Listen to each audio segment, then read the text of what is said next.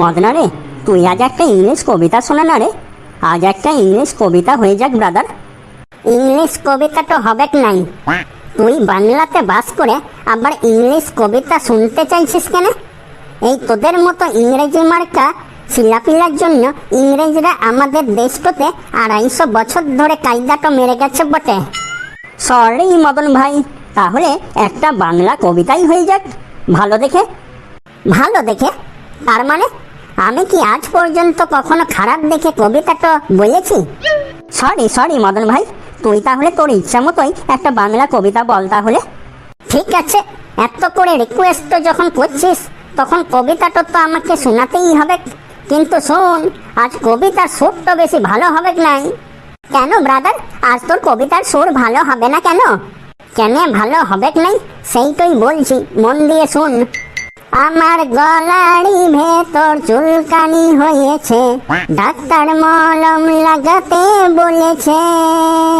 আমার গলারই ভেতর চুলকানি হয়েছে, ডাক্তার মলম লাগাতে বলেছে। কালকে গলাটা ভালো ছিল, আজকে কেন যে চুলকানি হলো? ওহো, কালকে গলাটা ভালো ছিল, আজকে কেন যে চুলকানি হলো? চুলকে চুলকে ঘা করেছি, চুলকে চুলকে ঘা করেছি, রক্তটা তো বেরোয়নি। আমার গলারই ভেতরে চুলকানি হয়েছে, ডাক্তার মলম লাগাতে বলেছে। হাই, কার কার আবার চুলকানি হলো রে? স্যার, ওই মদনার গলায় চুলকানি হয়েছে। তাই নাকি রে মদনা, তোর গলায় চুলকানি হয়েছে?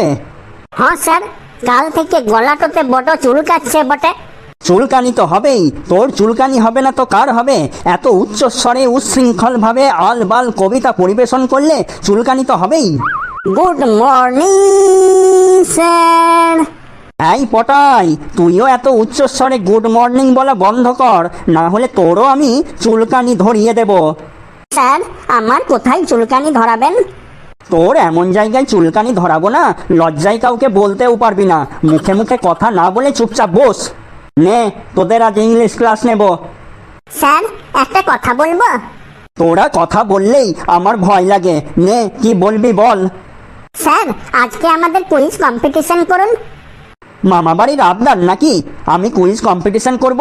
আমি কুইজ কম্পিটিশন করি আর তোরা উল্টো পাল্টা উত্তর দিয়ে আমার প্রেশারটাকে বাড়ানোর ধান্দা করছিস, তাই না?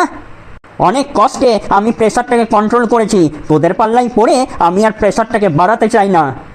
স্যার, আজকে কুইজ কম্পিটিশনই হোক। হ্যাঁ স্যার, কুইজ কম্পিটিশন হোক। আমাদের দাবি তো মানতে হবে।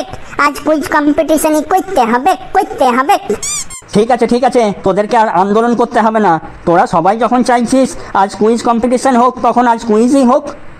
মদনা, তোর তো খুব আন্দোলন করার শখ হয়েছে, তোর তো খুব কুইজ কম্পিটিশন করার শখ হয়েছে। তাহলে তুই প্রথমে বল, গ্রামের লোকেদের সাথে শহরের লোকেদের পার্থক্য কি বল দেখি, কেমন বলতে পারিস? স্যার, গ্রামের লোকেরা বিড়ি খায় আর মাঠে হাঁটতে যায় বটে, আর শহরের লোকেরা সিগারেট খায় আর বাথরুমে হাঁটতে যায় বটে। সাধে বলি কুইজ কম্পিটিশন আমি করব না? নে, এর উত্তরটা কে বলতে পারবি বল। আমি বলবো স্যার। বল, বলে ফেল। গ্রামের লোকেরা সবাই সবারই সাথে কথা বলে, সবাই সবাইকে হেল্প করে, কারো বিপদ আপদ হলে সবাই একসাথে ঝাঁপিয়ে পড়ে, কারো বাড়িতে চোর পড়লে সবাই মিলে একসাথে তাড়া করে চোরকে ধরে ফেলে। তারপরে গ্রামের কেউ অসুস্থ হলে গ্রামের সবাই মিলে তাকে হসপিটালে নিয়ে যায়। মোট কথা, গ্রামের লোকেরা সবাই মিলে মিশে থাকে। শহরের লোকেরা সবাই সবাইকে চিনেও না চেনার ভান করে থাকে, বিপদের সময় কেউ পাশে এসে দাঁড়ায় না। শহরে কারো বাড়িতে ডাকাত পড়লে পাশের বাড়ির লোকেরা চুপচাপ দরজা জানলা বন্ধ করে চুপচাপ বসে থাকে। শহরে কেউ অসুস্থ হলেও তাকে হসপিটালে নিয়ে যাওয়ার জন্য লোকজন পাওয়া যায় না। এমনকি কেউ মারা গেলেও তাকে শ্মশান ঘাটে নিয়ে যাওয়ার জন্য কাউকে পাওয়া যায় না। স্যার, কেমন লাগলো গ্রামের লোকেদের সাথে শহরের লোকেদের পার্থক্যটা? শুনতে অদ্ভুত লাগলেও ফেলু, এই প্রথম তুই একদম রাইট অ্যান্সার দিয়েছিস। থ্যাংক ইউ স্যার, আপনাকে অনেক অনেক ধন্যবাদ। হাই কেলটু, এবার তুই বল, ডিম আগে না মুরগি আগে? স্যার, ডিম আগে। কেন? কেন ডিম আগে কেন? আমাকে বুঝিয়ে বল। স্যার, চিকেন বিরিয়ানি খাওয়ার সময় সবাই আগে বিরিয়ানির সাথে ডিমটা খেয়ে ফেলে, পরে চিকেন মানে মুরগিটা খায়, তাই স্যার ডিম আগে। একদম right answer, very good very good. Thank you sir. Sir, একটা কথা বলছি, মাইন্ডটাতে অন্যরকম ভাবে নেবেন নাই প্লিজ। আমাকে কঠিন প্রশ্ন ধরেছেন, আর কেলটুকে কি সুন্দর টেস্টি টেস্টি সহজ প্রশ্ন ধরেছেন। এই রকম 2 নাম্বারই কাজ চলবে নাই বটে। 2 নম্বরই কাজ মানে? আমি কি তোকে লোহা দিয়ে তৈরি পাথর দিয়ে তৈরি প্রশ্ন ধরেছি যে তুই কঠিন বলছিস? শোন, উত্তর দিতে পারলেই সহজ, আর উত্তর দিতে না পারলেই কঠিন। এই পেঁচি, এবার তুই বল, মোটরসাইকেল চালানোর সময় লোকে হেলমেট পরে কেন? স্যার, পুলিশের হাত থেকে বাঁচার জন্য লোকে হেলমেট পরে। কিভাবে শুনি? স্যার, হেলমেট পরে কেউ যদি খুব স্পিডে গাড়ি চালিয়ে রাস্তা দিয়ে হুশ করে বেরিয়ে যায়, তখন পুলিশ হেলমেট পরার কারণে লোকটিকে চিনতেই পারে না, ফলে ফাইনও করতে পারে না। Wrong answer, wrong answer. এই, কে বলতে পারবি রাইট অ্যান্সারটা কি হবে? স্যার, আমি বলবো। হ্যাঁ বাবা বল, তোর উপরেই তো যত ভরসা। স্যার, গাড়ি চালানোর সময় সবাই হেলমেট পরে বা পরা উচিত, কারণ বড় কোনো অ্যাক্সিডেন্ট হলে যেন আমাদের মাথাটা সুরক্ষিত থাকে। বাহ বাহ ঘেটু বাহ, একদম ঠিক অ্যান্সার, একদম সঠিক, রাইট রাইট। পটাই, বলতো কলম বা পেন আমাদের কি কাজে লাগে? স্যার, কলম আমাদের লেখালেখির কাজে লাগে, তারপর কানের ভেতরটা সুরসুর করলে কানের ময়লা বের করতে কাজে লাগে, খাবার খাওয়ার পর দাঁত খোঁচাতেও কাজে লাগে, তারপর শীতকালে নারকেল তেলের বোতল থেকে জমাট বাঁধা নারকেল তেল বের করতেও কাজে লাগে, তারপর কোলবালিশের ফিতে ভরা থেকে আন্ডারপ্যান্টের দড়ি ভরতেও কাজে লাগে। আবার অনেক সময় খাবার না খেয়ে যখন আপনাদের লেকচার শুনতে হয়, তখন খিদে পেয়ে গেলে তখন কলমের মাথাটা দাঁত দিয়ে চেবাতেও কাজে লাগে। বাবারে বাবারে, আজ এত বছর মাস্টারি করে এই প্রথম কলমের যে এত ব্যবহার হয় তা আজ আমি প্রথম জানলাম। কিরে মদনা, তুই একটা উত্তর দিতে পারলি না, ঘরে কি বইপত্র জীবনেও খুলে দেখিসনি নাকি? স্যার, এবার আপনি প্রশ্নটা করেই দেখুন, আমি এবার উত্তরটা দিয়ে ধ্বজাটা উড়াই দেবো। ঠিক আছে, দেখছি কেমন ধ্বজা উড়াস তুই। বলতো দেখি, কুকুর বিড়াল মাছের কাঁটা খায় কেন? স্যার, কুকুর বিড়াল মাছের কাঁটা খায়, ইয়ার প্রধানত 2টি কারণ আছে বটে। প্রথমত, কেউ কি আর সাধে মাছের কাঁটাটা খায়? কুকুর বিড়ালকে তো কেউ আর গোটা মাছ খেতে দেয় না, তাই তারা মাছের কাঁটা খেয়েই থাকে। আর তোর দ্বিতীয় কারণ? স্যার, আপনি কখনো রাস্তার কুকুর বিড়ালগুলোর দিকে তাকাই দেখেছেন? দেখলে পরিষ্কার বুঝতে পারবেন রাস্তার কুকুর বিড়ালগুলা ক্যালসিয়ামের অভাবে ভুগছে, আর মাছের কাঁটাটাতে অনেক অনেক ক্যালসিয়াম থাকে, তাই কুকুর বিড়াল মাছের কাঁটা খাই বটে। শালা, কি কপাল মাইরি, মাস্টারি চাকরি করে বুঝে উঠতে লাগছি উত্তর তো ঠিক দিলি না ভুল দিলি। আচ্ছা মদনা, এবার তুই বলতো আগেকার দিনের বিয়ে আর এখনকার দিনের বিয়ের ভেতর পার্থক্য কি?